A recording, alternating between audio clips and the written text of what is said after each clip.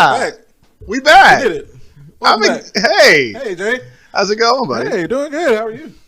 I had a lazy day. I feel really good. I'm excited. Saw a great concert last night. Shout out Jack Harlow. I'll tell people about that, I guess, later on. And come on the show. Boy. That would make catch a flight, bro. Real, bro. We waited to meet him. We 100% waited to meet him, and we thought we might get to meet him.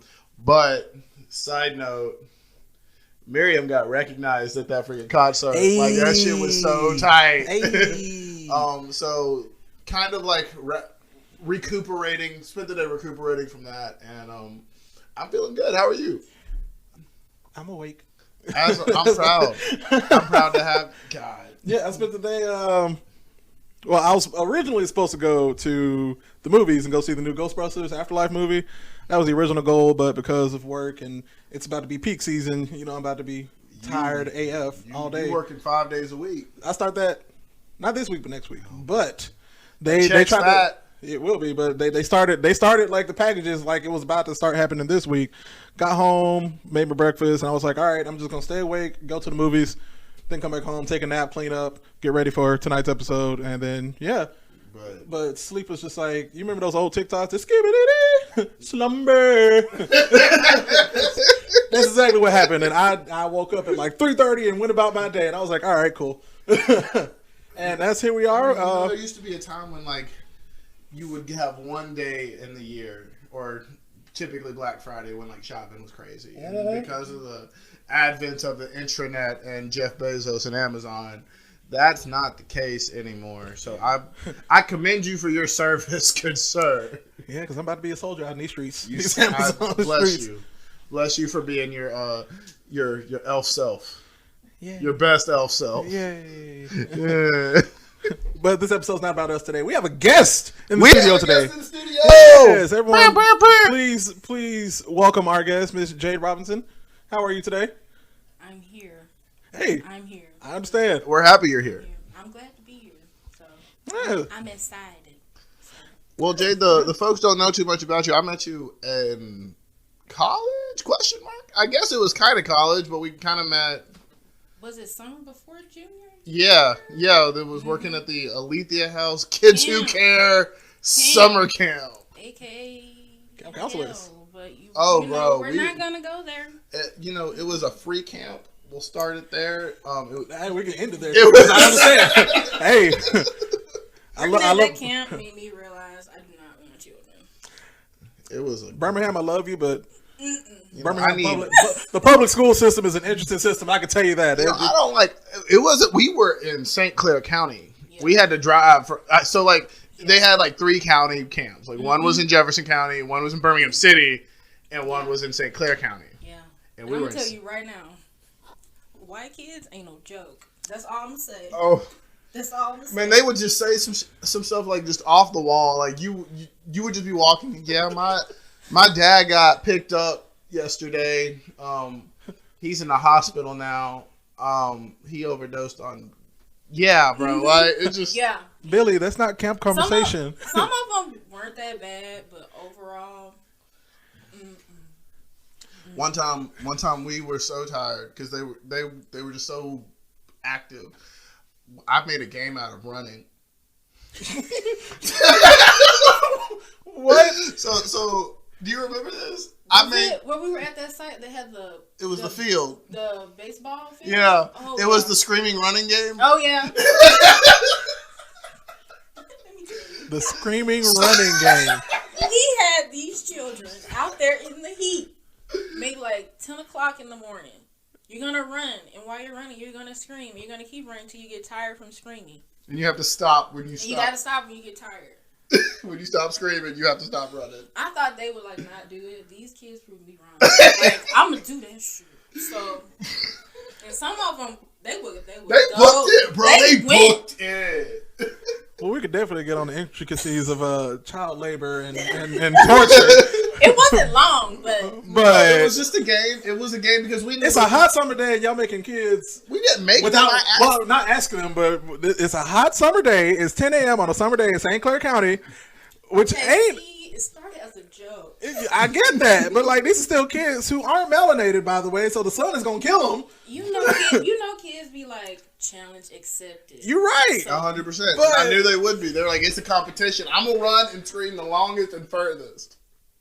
But that's not today's episode. That's not today's episode. We have a fun topic, and I think that everyone should be ready for some great content coming down the pipe today. Yeah, because we're not talking about. We are still going to be talking about children, but at least a little bit. Not in the sense of we're going to torture them until they damn near pass out. But just to put that out there, we're not child abusers. Oh no! We love kids. Thank you. I did not abuse no child. It we was love a game, and they thought it was a game. So we love it was a game. We just don't want them. But okay.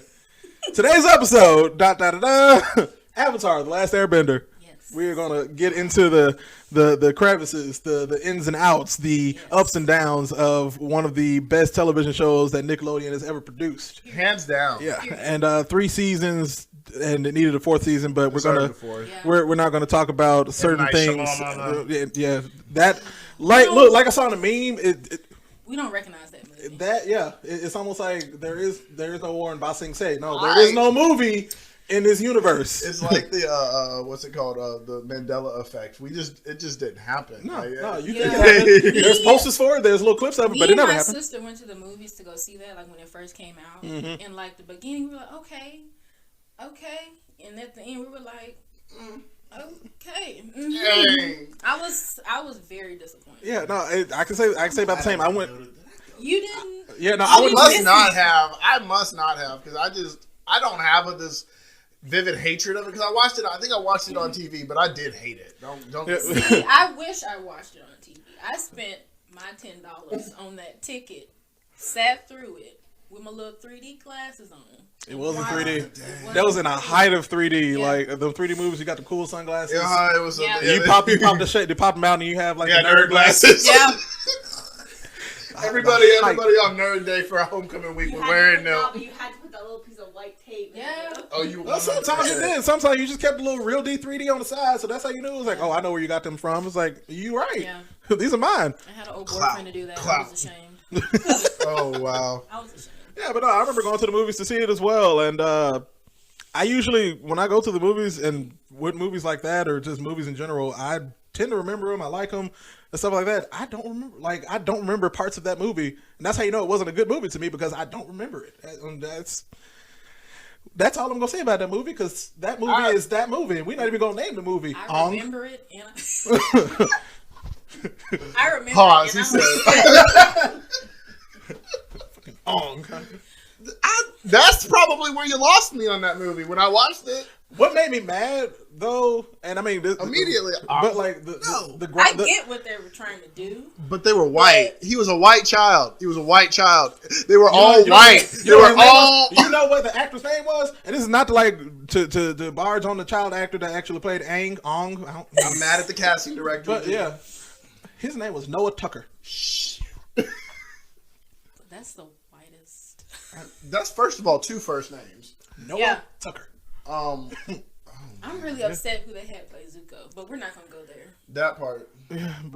Okay, but so the show. Let's reel it back. Yeah. So the show obviously was something that we all loved. Jade, I mean, you just kind of blew our minds with your tattoo. Oh yeah, right before the podcast started, like if y'all can see, she was like, I have 2 koi fish on my back. So. If y'all, she's probably like the biggest Avatar fan I've ever met in person. Like, she got Aang's air kite on her arm. She told her she has the koi fish on the back. Yeah. She got the shirt.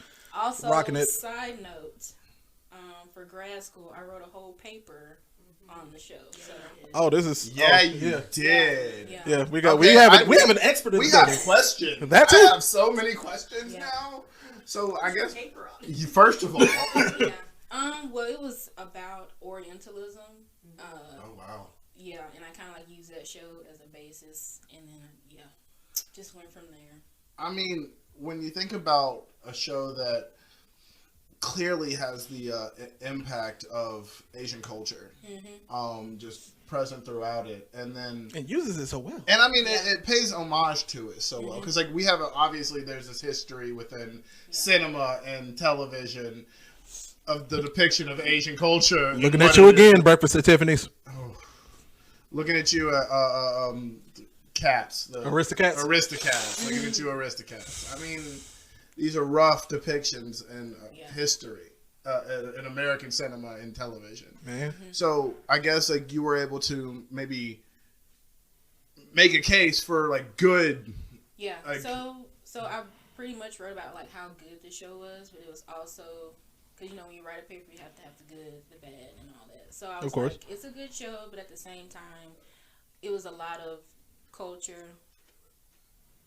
It was a lot of culture, like mixed in together, and it kind of like got you confused because there is Asian culture in it, but it's also like Indian, like Hindu stuff and all that stuff. East Asian, not strictly Japanese or Chinese. Yeah. That's so true. Yeah. I mean, like the Southern Water Tribe versus the Northern Water Tribe. Those are two different tribes of people, even though they were still water. Mm-hmm. But you had like because the Southern Water Tribe were more like Inuit, igloo type. Right, and then you had the Northern Water Tribe who was still like they were still Inuits, but it was more like royalty. We have actual buildings, even though everything's still made of hierarchy rather than a community. Right. Mm-hmm. So that you have basically the Fire Nation representing like China during wartime and like how they were just basically the superpower of superpowers. Right. Right. And then like I always, the Ba Say is like the oldest kingdom that has ever been that was this great city and this great fortress. I guess that could be paralleled to some great nations within India even. Yeah. No. I guess. I really... No, it does give like some of the research I did, it was like, Ba Say was like old China. Like, okay. And then there were some papers I read on where Fire Nation was like Japan during like industrialization. Okay. Yeah. Like Tokyo is one of those cities that they talk about having a lot of issues because of the mass industrialization. So like no, the hit. I was. Whoa. Yeah, like mind blown. Like, but like here's the thing: it was a show written for like 8-year-olds. Yeah. And like, you still obviously have complex themes that are within the show. Yeah, because it's definitely it's a show. It's a show made for kids, but it's still a show about war, a show about slavery, a show about imperialism, communism, all of that. And boy, they did not miss. And I think that's why like a lot of people liked it because it's so universal. Like 8-year-old or 80-year-old, I feel like they could. There's so many lessons, and Uncle Iroh is like as far as like an intergenerational character. Yeah, Uncle Iroh is the GOAT, just straight hands up. down. I would love for him to be my uncle. Always invited to the cookout. You know, like you're gonna bring some fire tea, right? Like you just know that it's gonna be pun intended. Flamio, my good hot man. Good one. I know that episode. Yeah. Oh, brother, that's one of my favorite ones when A has to go and be Kuzan. Yeah. It was this bomb party in a freaking cave. I would have loved to go to that party though. I'm saying, hey, that underground party, like that underground cave party, we need more of those. He made rave before raves were cool, man. It was a rave before rave was a thing. Yeah. Had the whole dance circle and everything. Katara was getting it. As for you to be 12 years old and that kind of charisma and charm, that's just otherworldly. He was 12 years old, but he was 100 years of wisdom. That's 112. That's the Captain America syndrome. He knew life. Yeah, exactly. The wisdom of the old age definitely was passed down through the. Also when you have every single embodiment of the Avatar in your mind, that also helps. Miriam and I were talking about like how he has all the different. I want to know if he met the first Avatar, like in Legend of Korra. Like, I want to know if he ever... Because, he has, like, this level of wisdom about him, right? Like, that was her struggle. Like, she struggled hard. She didn't have that connection. It's very hard. Like, she was good in terms of actual, But, like... That's next week's episode. Like, a part of Aang's Airbender training, it was, like, essential that he have, like, this connection to the spirit world. So, like, he had to have, like, gone through... a lot of what she went through That's probably younger age. I feel like that was probably one of his first on things because with the Air Temple monks, right? That's the first thing you have to get into is just the spiritual mind. So I mean, he probably that's probably one of the first things that he had to do after he was told, "Hey, you're the Avatar." Yeah. At such a young age. I kind of feel like, in comparison, like Korra, she kind of had a childhood where he really like kind of didn't. Right. So like growing up with like monks, he kind of had to like grow up quick. You know? Yeah. And the fact that like I think all of those kids were still orphaned and they were already monks by the time they were born. Yeah. So they were all like no fathers and mothers and just had their elder monks. But then you had Korra, who is basically Katara. Yeah. Like, had the whole family dynamic. They don't really talk about it very much. How like they get new young monks, do they? Mm-mm. It just happens. Right. So, I mean, they're already grown up. They're grown up and they're bald and. Yeah, but it's like safe to assume that they probably were orphans because they're not over here just like nabbing children from like other villages. Mm-hmm. It's either that or like they were, I guess these air.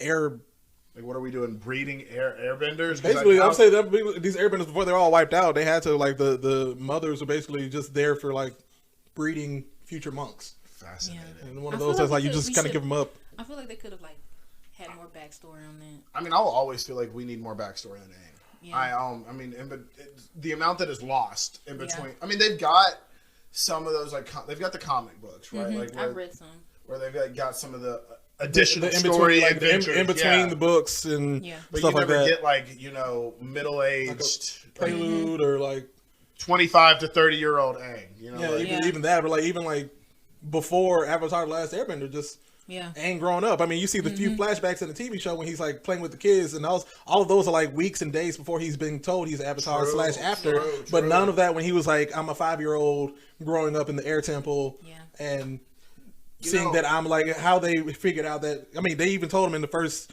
I forgot which episode it was, but it's still in season 1 when the monks told him you were going to be the Avatar because you chose these specific toys, which were the tools from the previous Avatars. Mm-hmm. But he was like, no, these are just my favorite toys. I know that episode. Mm-hmm. It's a good episode. It was a Storm episode. Yeah. Mm-hmm. And that's basically all we get as a full backstory for Aang. But other than that, it's just, hey, here's a 112-year-old child that has to save the world in 3 months.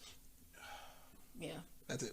You know, I'd argue, though. Okay. I'd argue that, they do that for a lot of shows. Like where you get like the and they typically turn it into a children's TV show. So yeah, like Avatar, Airbender for 8-year-olds, like to like 30, 40-year-olds like originally, right? Mm-hmm. But like, like they make cartoon TV shows that are specifically targeted at, like infants. Right. And I can imagine them doing something like that. Kind of like they did for Naruto, like Broccoli and Friends, kind of deal. Yeah. Like, you know what I'm saying? I feel like this is what the first season of Avatar was because they didn't realize how powerful the show would have an impact on people. So, because I remember, I just finished watching the first season. I haven't watched the second and third season yet. But the first season, you can tell in the writing, the way the cartoon noises that go through it. And this is just the first season. Even though it's still dealing with those serious issues of war and lighter system and all that. It is a lighter tone, and then like I said, they're speaking. It's almost like Dora talking to Diego almost, and it's like literally you have Katara. It's just like every other sentence is like my mother died, but then still it's just like hey, you can do that. That was every other sentence. No, you're right, but like that was real. Like I liked her. Was like girl. We know your mama died. We got this. That's her chip though, but like as an immature character. That's her only chip, right? Like, I mean... But she says it throughout the entire show. I'm like, girl, you got a whole brother. That was his mama, too. And, he loved his boomerang. Yeah. Yeah, but he also, he grew up and he matured faster than anybody else because, I mean, he was the oldest boy in the village. He took on a lot of responsibility really quickly for his family, for his sister. Sokka is... we can make fun of Sokka as much as possible. But... I mean, he was comedic relief, but he was the Avatar of weaponry. Facts. Like he had every place they went, he learned how to like manipulate. Trying to compare this man to Tintin is just what I'm trying to get at. Because I mean, if you watch Tintin, she had her weapons, but like my boy Sokka, he manifested those weapons. He got a space sword, man. Sokka showed. Does Tintin have a space sword? You're right. At least he had the strategy on point. That part. My boy was a strategist. Tintin did not have no strategy. She was like, weapons go.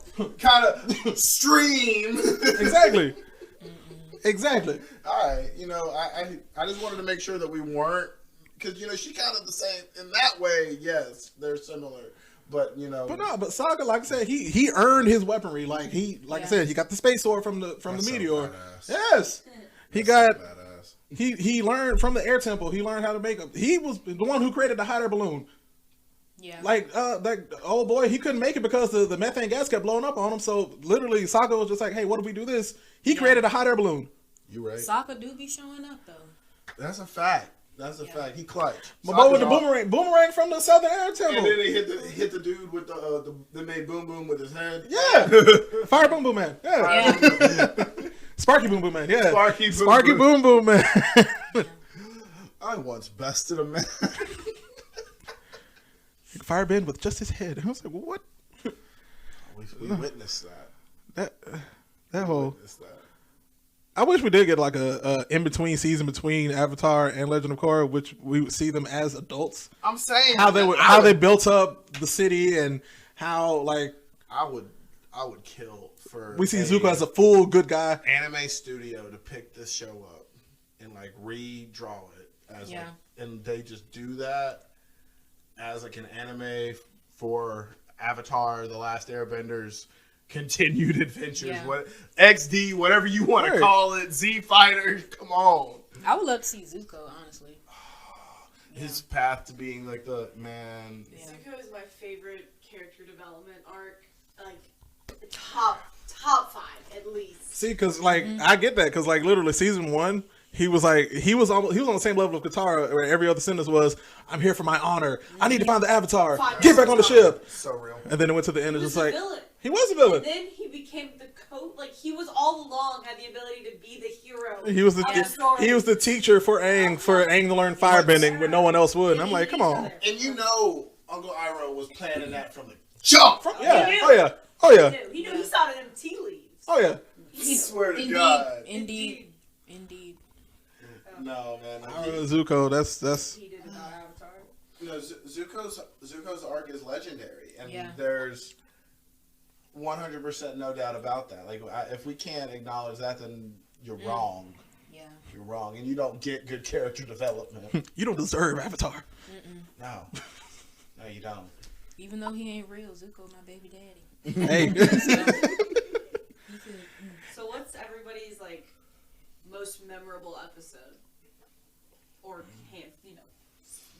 arc? I'll forever, I'll forever remember the battle of the Northern Water Tribe where Aang just yeets everybody as a giant. Turn into a giant man. Yeah. I mean, like also, how he struggled with killing people. He wasn't struggling to kill people when he yeeted all these. I remember seeing it. I remember seeing that TikTok where like it was like a parody, but like Aang was just like, "Yeah, I'm glad we did that. We just with minimal death." And Sokka was like, "No, you definitely kill people." Wait, I'm sorry. What? It was like, "Yeah, you remember when you were giant fish and you just swayed everybody?" It was like, "Yeah, yeah." All those people are dead. Do you think they just got up after that? What? Yeah, bro. Come on, Aang. You like, killed thousands of people. He's like, I can't kill the Fire Lord, bro. He's the one that like deserves it. Like you yeeted all these soldiers obeying orders. Yeah. And we can't forget how he acted when they stole Appa. No, never forget. He was that whole arc. Never forget all these sand sliders. He only went out like hurt. He went full. He went Avatar State. He went full Avatar. Like he don't go Avatar State often, but like that was one of the few times he did. No. Before when Toph was like, "You told him to put a muzzle on Appa. You put a muzzle on Appa."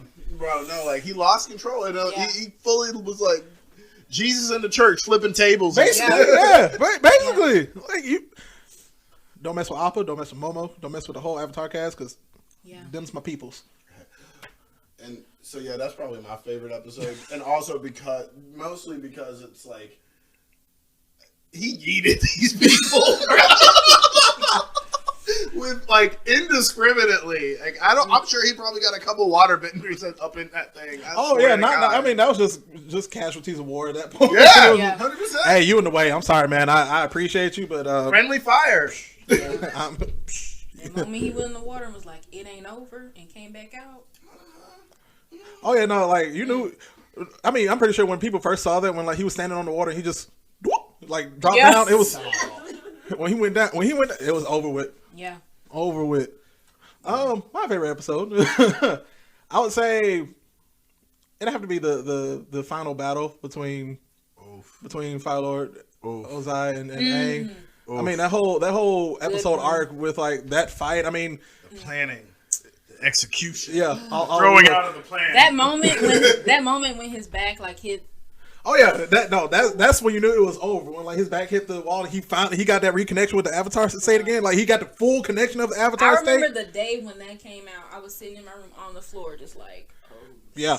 It was crucial, bro. It was so crucial. And like I was sitting there, like, I think everybody felt that strike on the back because like everybody, like I swear I jumped when that happened, and also like you see all the previous Avatar come back. You see like him light up. You see him like literally he grabbed when he grabbed his the beard out of the rock and pulled him. I was like, that man was done.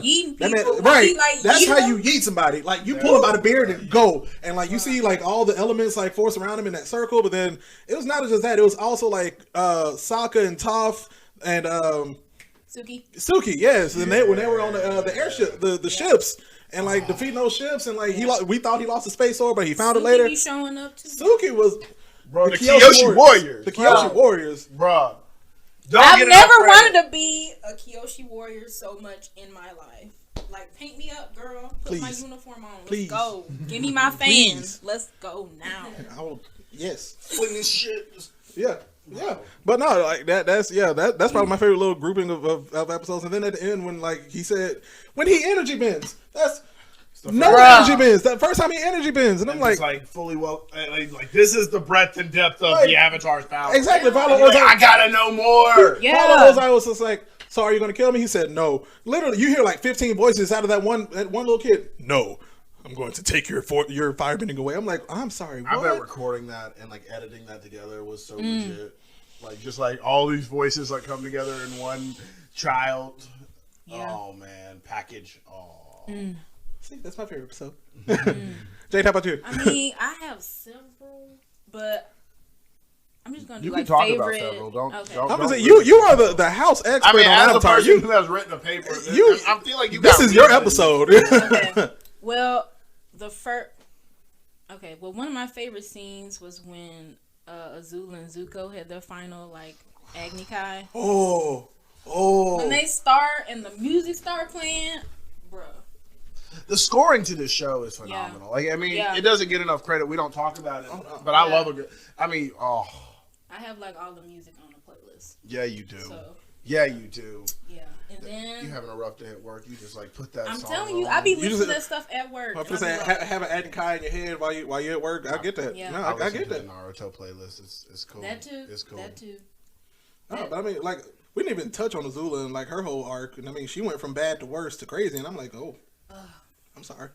Side note: I wish I was here for like the villain episode because she would be a good person to add on the list. Oh, we didn't even go there. Nope, we didn't. We didn't go there. That.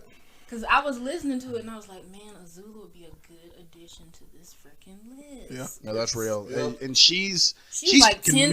Yeah, literally, she start off like we introduced her at the end of season 1. It's just like, hey, I need you to go take care of your brother and uncle, and she just looks up at that. She don't even say nothing. She just looks up. I'm like, oh. Yeah, when I first saw it, I was like, I'm gonna have to watch out for this girl. Cash. It's like, I'm sorry, and then like leading all the way up to the final Agni Kai with Zuko, and I'm like, and you see her going crazy, and like even to the point where like you see her like her haircut all effed up, and she's like you can hear her. I'm pretty sure the voice actress like was tired after that voice session because the screams in that episode when like she was just going crazy, and like I know that's exhausting. I can only imagine. Like, I mean, like you can really hear the concern that Zuko has for his sister. Exactly. Yeah. Like in that fight. And like it's all I mean, thank God for Uncle Iroh and like him like teaching him how to be an emotional person. But like he loves his sister and like you can tell. You can tell it's they speak with their fists and their firebending, but like he's just over here like we don't have to be like this. Like we can be like the best like brother and sister ruling people in the world. Toxic families be toxic. They won't stop. They do. But can't stop, won't stop. All gas, no brakes, bro. Like it be like that. Literally. With firebenders. 100% with firebenders too. All right. Give us 2 more. Okay. The next one would have to be when we're introduced to Toph, like when they're in the boulder is conflicted. Yeah. and then like when her parents find out she's like this badass airbender, and her dad's like, oh my god, she's blind and she's earthbending. You need to be at home cooped up. My dainty child, like it's so much commentary on like. I mean, that's a big commentary on like disability rights and like you know like what. Like inclusion and just like all these things that like your daughter could be taking care of y'all. What do you mean? She can see better with y'all than y'all with her feet. Right.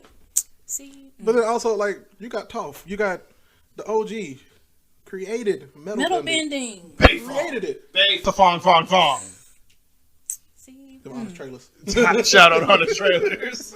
But no, she is a GOAT.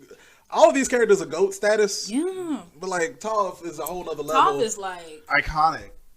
But like it was because it's funny like the teaching styles. Even that episode when like the different teaching styles when she's teaching earthbending to Aang, and then you got Katara teaching the waterbending. You're like water and Katara's being like the motherly. You got this. Take your time. You got this. But then she learned swamp bending too. That's awesome. She took control of the whole swamp, bro. Like that's some. Like was that comparison to Alabama? Kinda. I feel like it was. More, I'd say more Louisiana. Yeah. We love you, Louisiana. Don't come at us. I love the swamp. Give me some gator. Please. Yeah. All day. Tastes like chicken. It do be good. They do. But the swamp.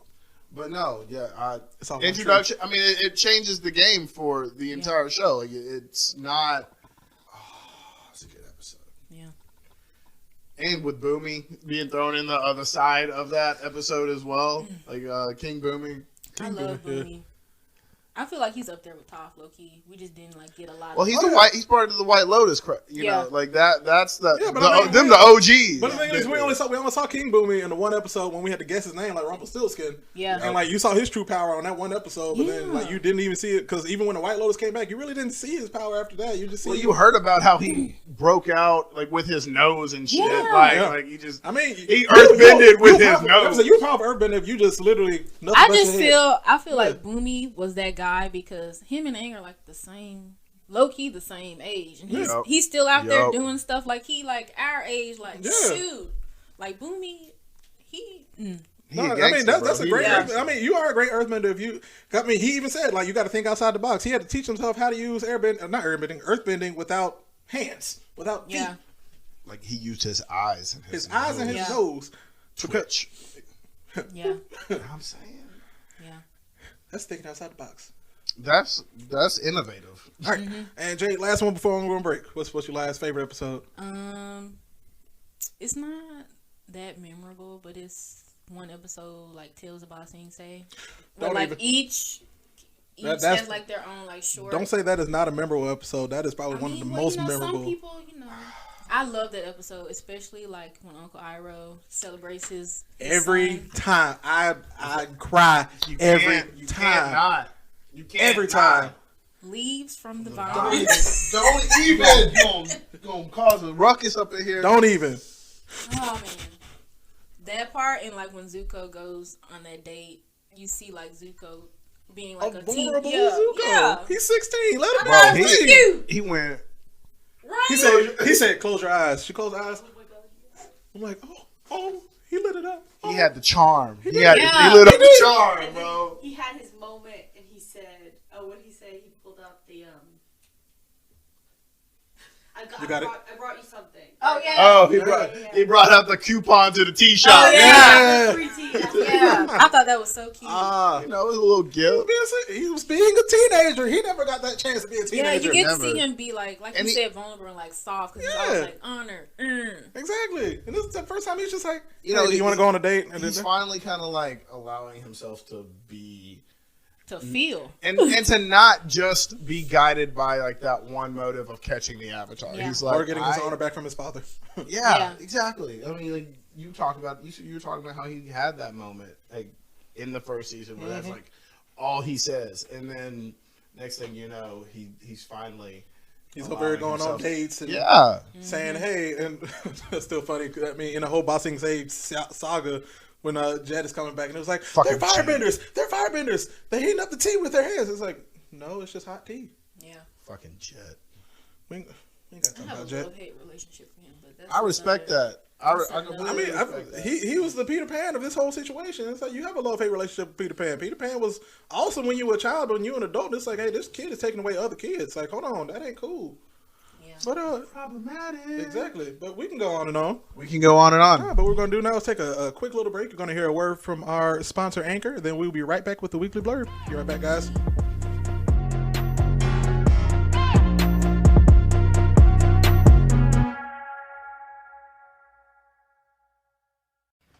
It's time for the weekly blurb.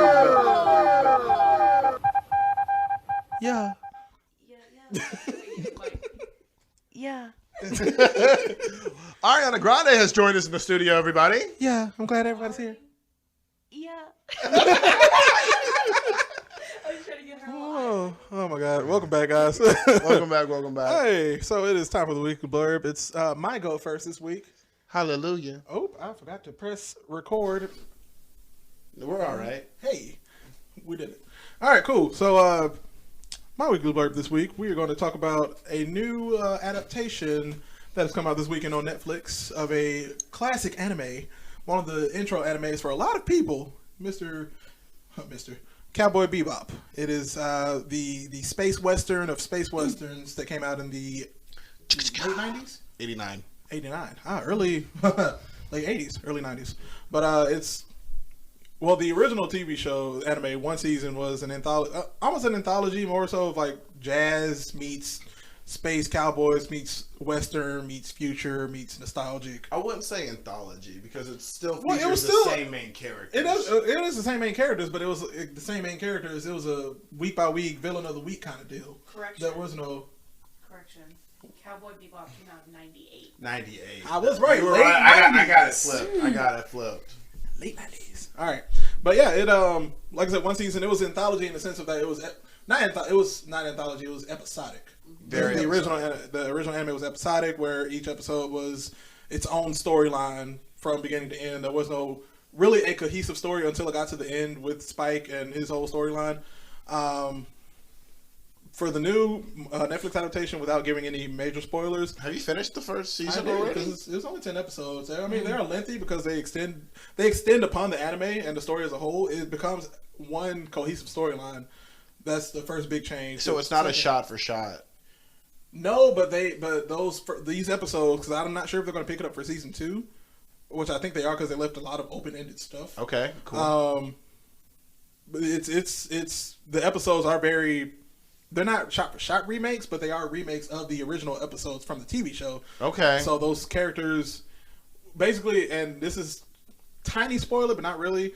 Spike has just left the Syndicate, and his previous name was Fearless, and apparently he was killed. It was almost like you got beat out of a gang. You're right. You either die or you live out of it. But they shot him to death, and he supposedly died. Okay. But, it started with him coming back, and not coming back, but he's already alive. They're in the middle of him and Jet Black are in the middle of a bounty at this point. Right. Because that's how you're introduced to him at the beginning of the cartoon of the anime. Yeah. So it's that they're in the middle of the bounty. They're just talking. You are going to see the chemistry between the Spike Spiegel and Jet Black and the live action is great. Like, it's natural, flows so well. The guy who plays Jet Black, Mustafa, I remember the pronunciation. Shakur he was in Luke Cage season 2. He played Cobra.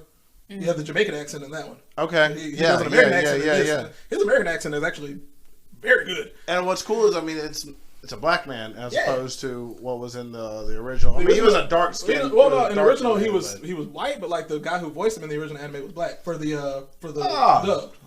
Oh, yeah. So you might as well. Okay, cool. Yeah. So yeah, they updated it. They updated that. They updated Faye Valentine, her whole outfit and everything, because remember she had like a skimpy everything. But her whole thing is so Alice in Wonderland-y. It's so freaking cool. It is, and they do that in this show too. And we only get to see the beginning of it, so we still have to go through her whole experience of her reconnecting. And this is for people who have watched the anime I mean, it's essentially the same thing's happening in the live action. She's trying to find out who she was because she wakes up from a cryo sleep. Mm-hmm. Apparently, if you stay in cryo sleep for too long, you get amnesia. And so she's back in town. Her whole storyline is figuring out who she was before she went into the chamber.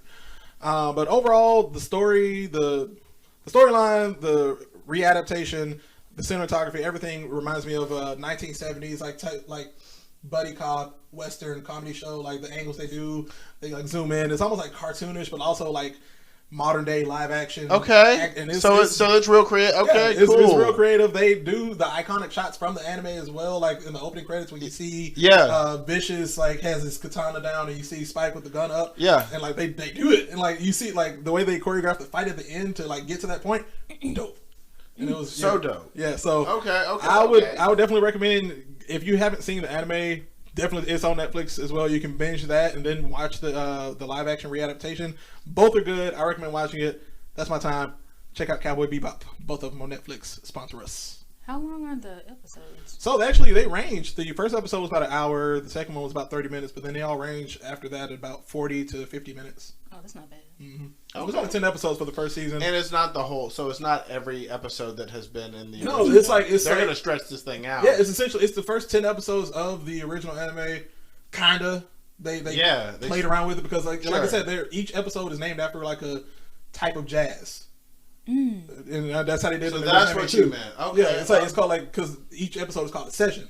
Like session 1, Cowboy Bebop, session 2, then session 3, So the first 10 sessions are basically essentially the same as like the first 10 episodes, but instead of them trying to combine the entire first season of the anime into the 10 episodes of Netflix, they basically said, hey, we're just going to use these 10 episodes from the anime and we're going to dig into it, stretch it out, and see the mythos behind why these people are happening, that, and that. Wow.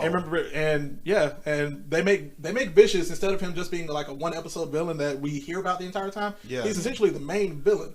And we see that throughout the entire series. Yeah, like he's throughout the series instead of, hey, we finally see him in the last episode and we see why he's the villain, what he's doing, what his main goal is by the end of the series, and it's actually quite a twist that we see at the end that I did not expect, but it was actually pretty cool. I love that. We might have to pick that back up. Yeah, I mean we've been watching Cowboy Bebop, just like the original anime. Yeah, and I mean Miriam loves it, and so I'm always game to watch an anime with her because yeah. But yeah, that's my extended time.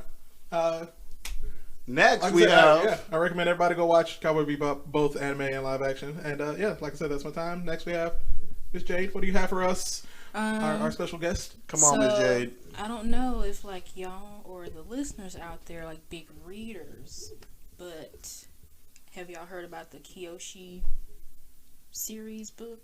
What? Yeah. We get to know about like Avatar Kyoshi and her history and all that stuff. I have heard. I've heard slight tale of that, but please go on. So it's just 2 books. I've read the first one. I have not started on the second one yet. The first one is The Rise of Kyoshi, and the second one is The Shadow of Kyoshi. Mm. And we feel like we get her whole backstory. She was brutal, right? Like she. Oh, she was Avatar, just like that. Literally said, "Excuse my language." She was Avatar that said, "Fuck him up, yeah, because she was like the oldest living one, and she's seen a lot. Yeah, she's seen a lot. Yeah, and like so she was described as like really tall, big feet, all that stuff. Like 7'3". Yeah, so like, you get her perspective in this novel. Yeah, so I don't want to, like I said, I only finished the first one, but like in the first one, you figure out like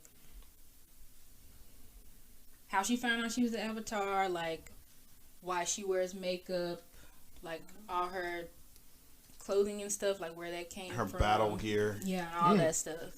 We love a backstory. Good. We love an origin story. It's good. Like you find out about her parents and stuff, and I don't want to drop no spoilers, but apparently her mother was an airbender who went low-key rogue. That's all I'm gonna say. Oh. Yeah, it's good. So if y'all want to borrow it, yes, let me know. It's a quick read. Okay. It's a quick read. Oh, yeah. We might pass that. We might be passing this off. Yeah. This office Should we have a book? We might have a book club. With, it's with really good. Where's the Bible Guy book club? It's really good. And then I think she's like the first like Avatar that they mentioned who's like bisexual too. Right, I've heard. Yeah. that. It's officially I've heard canon. that. Yeah. Official canon. Yeah, because in the first book, you're introduced like 2 of her friends, and she had like it's a boy and a girl, and she like has feelings for both of them, but she doesn't know like. Is this a throuple? Are they a throuple? I mean, you could say that they're all close, but Okay. but it starts off with like Are they close? Or are they close? I forgot what his face was. Avatar Kuruk before. Oh yeah. Yeah. The waterbed. Yeah. Yeah, we it's after him, and it's going on like maybe 9 years until they find the next Avatar. Like So we what, know like- it's Kyoshi, Right. but you know But we don't. In the they story, don't we know. don't yet. Yeah, and then like it's this guy who's supposedly the Avatar, but he's not. Ooh. I think he's an airbender. I'm not sure, but But like they know. either airbender or a waterbender. I don't remember. I guess this is like before they really realized the pattern of like the rotation. Yeah, because they mentioned that too, and he's training, but he's not like grasping a lot of the training. Like fire, I think he's firebending, but he's not firebending. And then facet because like he's got air, but like you can I bet you could like fuck with fire with the air as opposed to because that makes Especially sense. like if you're a waterbender trying to fuck with fire, kind of a little bit harder. Not finna work. yeah. McSteam. You might, but like because like as an airbender, you might be able to even like fuck with like rocks and like Yeah, no, you like honestly being an airbender, you can kind of manipulate. Through the rest of the elements, but every other. So I mean that would make sense. Like I can kind of finesse myself as the So avatar. just like the episode when they had to like fake Katara as to get her into their prison. Oh yeah, exactly. It's really good. Push It's that really Air Force good. through the pipes and And I think it's also like a war going on too during this time, if I remember correctly. I have to go back and reread. And then something happens, and like Kyoshi starts earthbending. Like she earthbends like this big ass mountain. Like she Casually. she was an earthbender, but she didn't like actually like try. Like She flexed her muscles. Yeah. she didn't know that true power until she had flexed to. that. Yeah. Stretched it out. You know? yeah, like Start that big homegirl. foot and just go. Yeah. Like homegirl legit moved like a big ass mountain, and they were like, "Oh my god, I think we got the Avatar wrong." And then Awkward. I yeah. see that 7 foot tall lady over there with big feet. She just Yeah. moved that mountain. But I thought it was really good though, because like you figure out why she wears gloves, why she has the fans, why she wears makeup, all this other stuff. Because after she finds out she's the Avatar, and like a lot of people die and stuff. Yeah, it's not like the show. Nothing's like. I mean, happy. Avatar still dealt with death. Yeah. Too. I mean, What's the name of it? The who first. wrote it? Do we know who wrote it? I forgot his name. But it's The Rise of Kyoshi and The Shadow of Kyoshi. It's by F.C. Yee. Alright. I love I it. mean, if he was a writer on the show, I have complete faith in this man. Oh, I'm Or sure. a person. And Dante DeMartino? Oh Yeah. yeah, that's the creator of the show. Okay, Yeah. cool. Oh, Yeah. very cool. Yeah. Very cool. Yeah. Oh, I'm game. Yep. I'm on If game. you want to That's bring that canon, book back, canon. That's mad canon. If Yeah. you want to bring that, if you want to bring that It's book to the office, by It's all good. means. Yeah. But yeah, we appreciate that. Yeah. Dope Avatar continuation on the blurb. But Jay, what you got for us to round us out on the blurbs? If y'all haven't seen The Harder They Fall yet, I heard that was really good. Oh, it's so good. I ain't never wanted to be a cowboy so bad. So Jade. bad. And I'm 1/3 redneck, and I'll proudly admit Not that. 1/3 redneck. But Okay. y'all, like I grew up watching my granddad watch these freaking westerns, and like Same. I'll fall asleep. Like I'll fall asleep hard and quick. Yeah, my parents be doing that. The whole Gunsmoke. Yeah, Gunsmoke, Wagon Train, like they love it. They eat that shit up. Bonanza. But God, you were speaking my language. I let my granddad borrow. Side note: I let my granddad borrow my TV this weekend, and I'm thinking he's watching Wagon Train, and I just had the thought that he's never witnessed this show on this big of a television before in his life, and I got to get him a new big TV for Christmas. It's about to happen, but you about to be hearing westerns throughout the house. Surround sound. Oh, y'all don't. You already know. You don't know. It's bad. You're gonna be hearing. It's You're gonna be in the garage hearing the gunshot out of nowhere. God. But no, man, the harder they fall, it's got Idris Elba, it's got Lakeith Stanfield, it's got what's his name from Jonathan Majors. Jonathan Majors, like the legendary Jonathan Majors. He is killing the game right now. It's such a badass movie. I feel it. Like just looking at the I trailer haven't and stuff. ever felt so conflicted on who I was gonna be in support of in this film, and I think that's like the energy that my granddad feels every time he watches these westerns. Because, like, I'm like, oh, I get why he doing it. No, I get why he doing it. And I care about both of them as to why they're doing what they're doing. There's truly no good or bad. It's just cowboys versus cowboys. I mean, it's the Wild and West, it's black bro. cowboys versus black cowboys, which makes it even better. Based off of the real original. And then the legendary Regina King just, like, comes in there and plays this, like, New Orleans style, like, gangster. Just, like, it's so badass. Trudy Smith, baby. Bro. And then, you know. Did you catch the Malcolm X comparison with Regina King? Oh, I could definitely catch that. Well, no, there's actually like a hand signal that Malcolm X did. Oh, actually, it's shown in Denzel Washington's movie Malcolm X, where I saw a video on it. Yeah, there's basically it's the peaceful protest that happened with Malcolm X, and he does a hand signal where he has his hand up, and everybody just stops. He closes his hand and points right. They all turn right, they leave, and Regina King did the exact same thing the first time we see her on screen. I mean, it's comparisons. This is that nincompoop line. I ain't no nincompoop. They're about to call me. You dang dummy! Pow. He could have call me that. He could have said nincompoop. I ain't no nincompoop. We ain't no nincompoop. Yeah, no, that. Also, the soundtrack on this thing is freaking legit. This is what Django should have been. This is what I'm saying. Django's a movie. We rewatched it multiple times in high school because I had my computer system set up in the store. We ain't gonna talk about that, but James Samuels could teach. What's his name? Quentin Tarantino. Quentin Tarantino how to make a western, a country western about black people. Django wasn't bad. But it wasn't. It truly was. It was a good They movie. did not have to use the N word as many times as they did in that film. I will. Did you even hear the N word in the How Dare You Fall? No, you did not. No, you didn't. They didn't use the N word one time in The Harder They Fall, because the one time they were gonna say it, she shot him. Yeah. Yeah.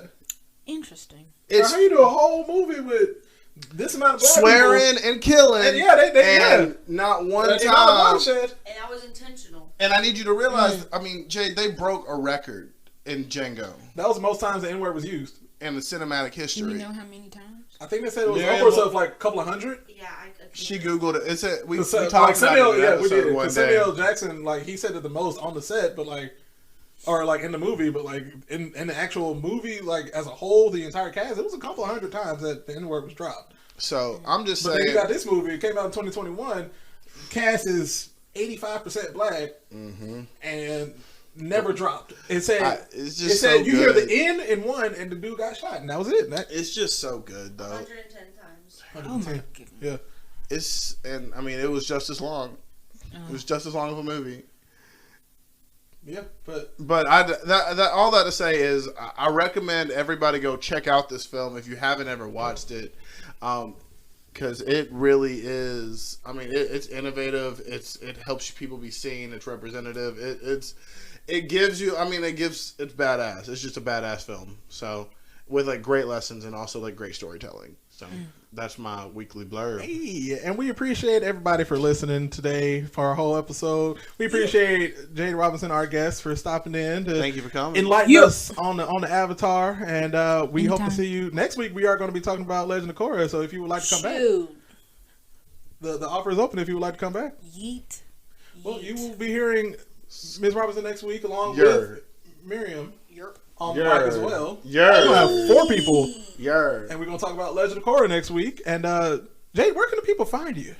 Well, folks, if you don't follow us on Spotify already, you can. Hang on. I heard Jade. Jade, excuse me. Jade, where can people find you? Yeah. Well, I am on all social media platforms. Okay. You can follow me on Instagram at LAX_veteran. That's what I mostly use though. Okay. Yeah. You heard it here first, folks.